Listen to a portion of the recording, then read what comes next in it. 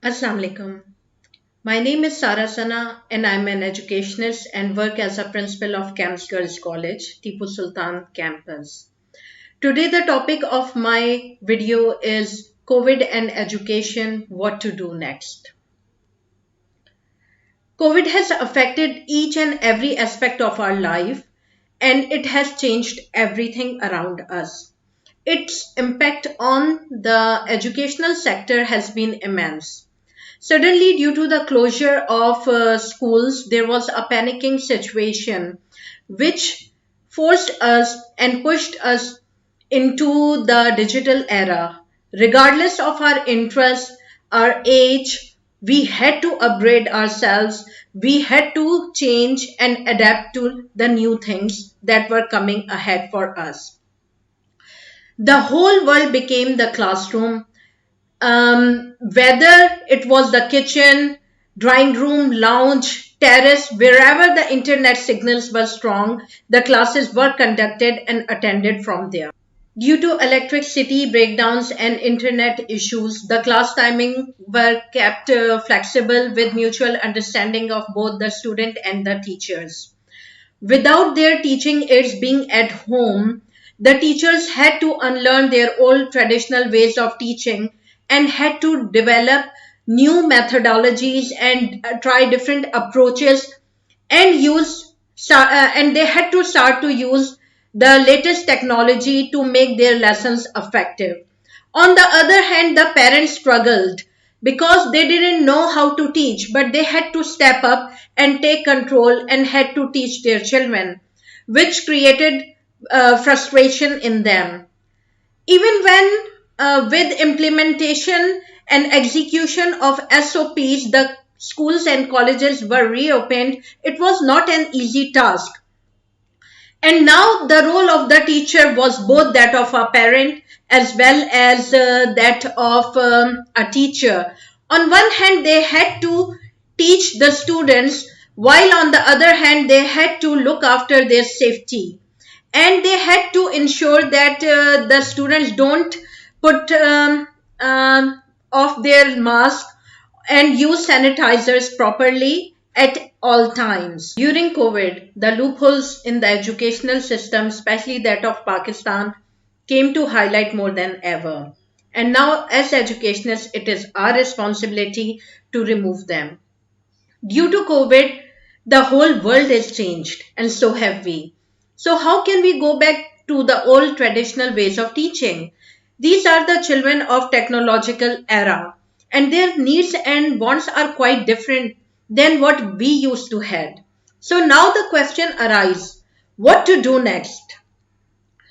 After carefully examining the situation and going through some studies, I have put forward few pointers that can help in resolving this issue. When the students return to educational institutions after COVID, we should conduct a formative assessments to learn about the learning gaps they have. And then the initial few months should be spent to fill them up so that the foundation is not compromised. COVID-19 made it very clear that the curriculum that was mostly followed was outdated and not suitable for current situation. So it's about time that we upgrade it, make it more diverse, integrated, and we should focus it to be on the student-centered approach instead of revolving around the teacher. With that, we have to keep this in mind that it should focus on the development of 21st century skills as well as value education should be a part of it. Lesson plans are at the heart of teaching because they give a sense of direction to the whole lesson. During COVID, it was made clear that the teaching strategies and lessons plans that were being followed were quite old and not suitable for today's generation. Now it's time for us to upgrade the teaching techniques as well as the lesson plans and make them more project based, inquiry based, problem solving based so that they can upgrade the skills of the students, and the students can relate what they learn to the practical life. As now both our students as well as teachers are quite familiar with the use of gadgets, software and technology, we should use this opportunity to integrate technology into our curriculum and lesson plans so that we can have a better level of education. When COVID happened, most of the teachers were not familiar with the use of technology and gadgets, and they learned by trial and error method. So I think now is the time we should train them properly in this area as well, and this should be part of their formal training. With that, as we are going to upgrade the lesson plans and strategies and the curriculum, then there should be training related to teachers as well, so that they can use the new curriculum and the strategies in a better manner. A child's education starts at home, and parents' role is vital.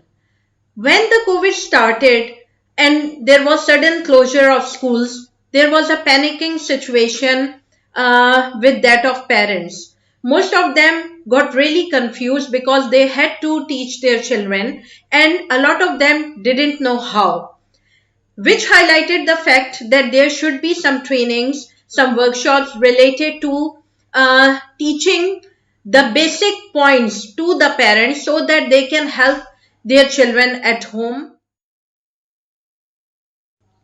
More than ever, COVID-19 has taught us that a good relationship between the parents and the teachers is very important for the better output of the child. When they join hands, they can ensure the proper development of all sorts of the child. So now in this regard, we have to keep this bond. During COVID, basically, both the teachers helped the parents and taught them and explained to them how they can conduct their lessons at home. In the same way, the parents came to know what were the difficulties that a teacher faced, which helped both of them in understanding in each other. So after COVID, we should use this thing, and we should create this bond and further strengthen them so that we can get better output from the children.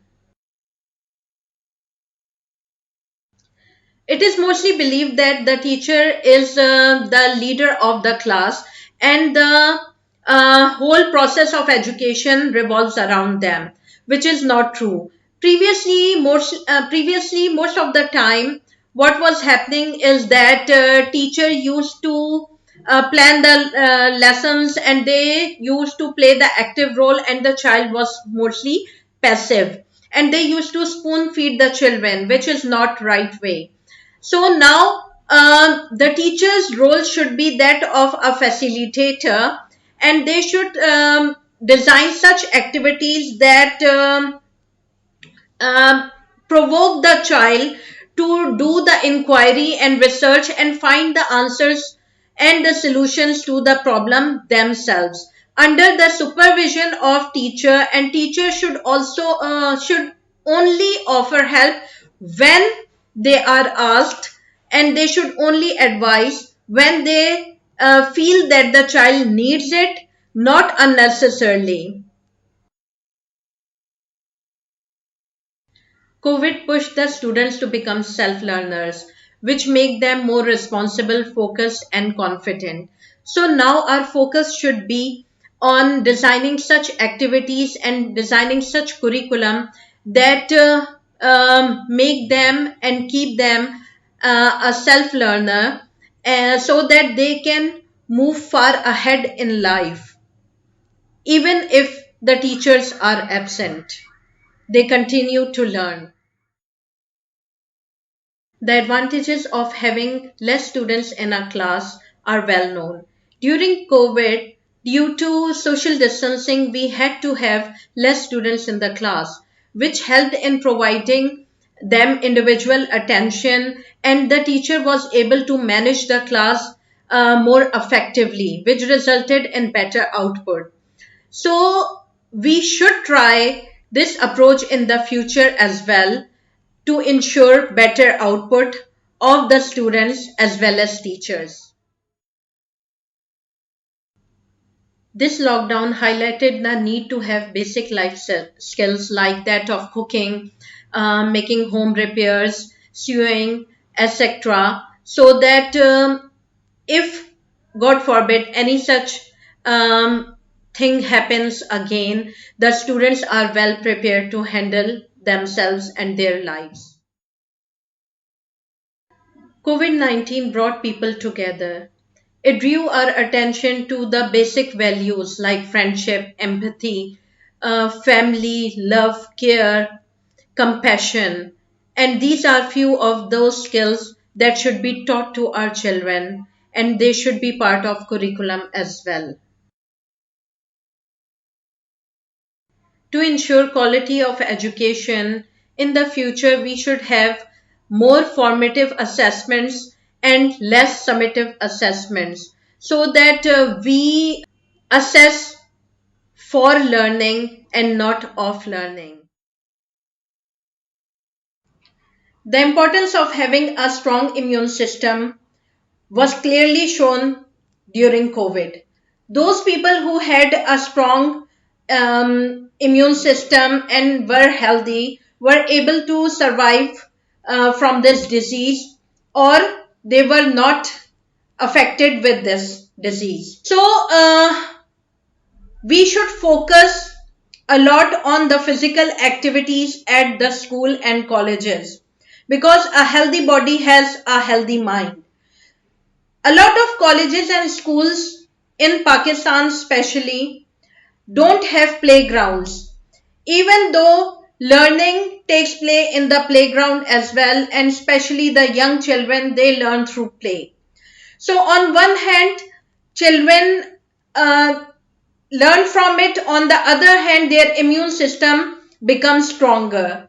So now our emphasis should be on adding physical activities into the curriculum so that our children can have an overall development, a holistic development, and can have a healthy life in the future. In the end, I would like to say that COVID-19 has brought education to the point of renaissance once again.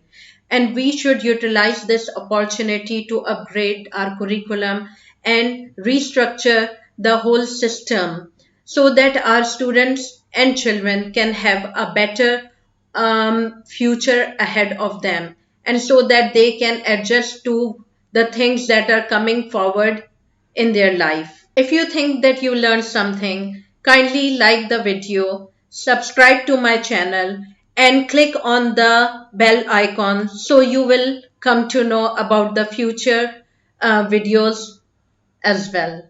Thank you.